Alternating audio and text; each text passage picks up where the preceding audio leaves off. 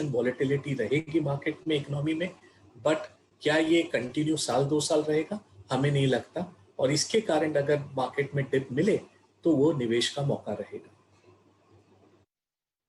जी, टिब्रेवाल जी, अब थोड़ा-सा आपके फंड पर बात करते हैं और जिस तरह से आपने अपना पोर्टफोलियो बनाया है, थोड़ा-सा उस पर हम चाहते हैं कि आप बताएँ दर्शकों को।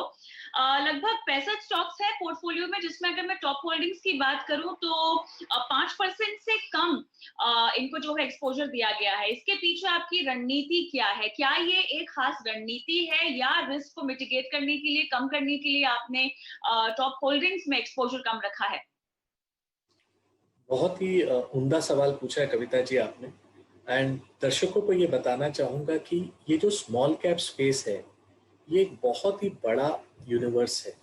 अगर हम सेबी के डेफिनेशन से अगर पहली 100 कंपनी जो लार्ज कैप है उनको हटा दें, जो नेक्स्ट 150 कंपनियां हैं जिनको हम मिड कैप क्लासिफाई करते हैं उनको हटा दें, तो वर्चुअली 250 से लेके 4 साढ़े 4 हजार कंपनियां जो लिस्टेड हैं, वो आपका पूरा यूनिवर्स है स्मॉल कैप में।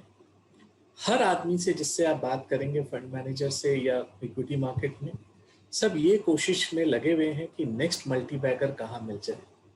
हमारा एक्सपीरियंस और प्रयास ये रहता है कि हम कहाँ कैपिटल ना लूज करें।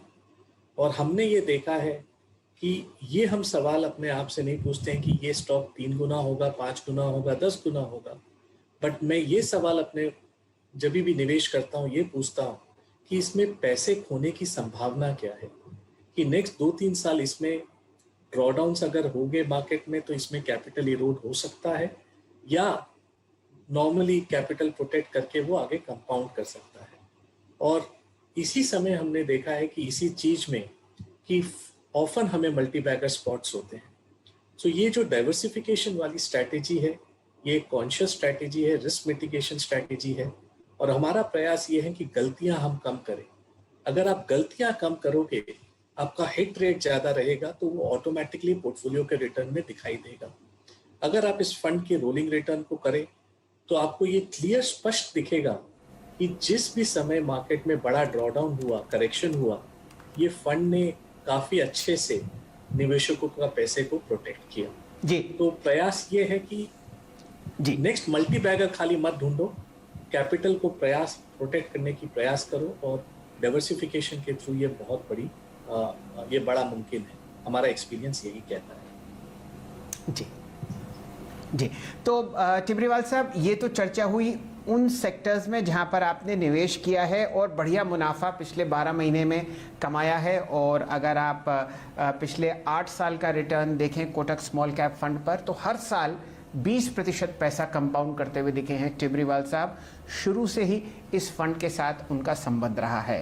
पंकज जी, ये बताइए, अब आपका जो रडार है या आपकी जो दूरदृष्टि है, वो कौन से 2 सेक्टर्स पर जमी हुई है जहां आपको अंडर वैल्यूएशन दिख रहा है? हमने चर्चा करी मेटल्स और केमिकल्स की, जहां पर आपने बढ़िया पैसा कमाया।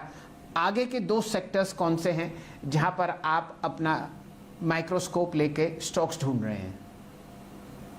तो अगर शैलेंद्र जी बात करें तो इंडिया जो है उसे सेक्टर में नहीं देखना चाहिए।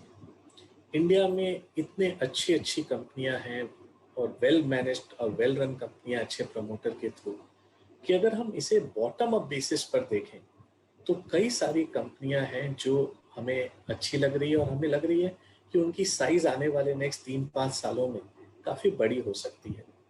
बट अगर आप थीम की बात करें तो पहली थीम हमें लगती है कि बहुत सालों बाद इंडिया का रेसिडेंशियल रियल एस्टेट सेक्टर बहुत अट्रैक्टिव लग रहा है, और ब्याज दर कम है, अफोर्डेबिलिटी बेटर है, और इस पेंडेमिक में लोगों को ये विश्वास जरूर हो गया है कि एक बड़े घर की जरूरत है, तो डिमांड भी अच्छा है। लेकिन रियल एस्टेट में डायरेक्ट जो डेवलपर्स हैं वहाँ पर अच्छी कंपनियों की कमी है।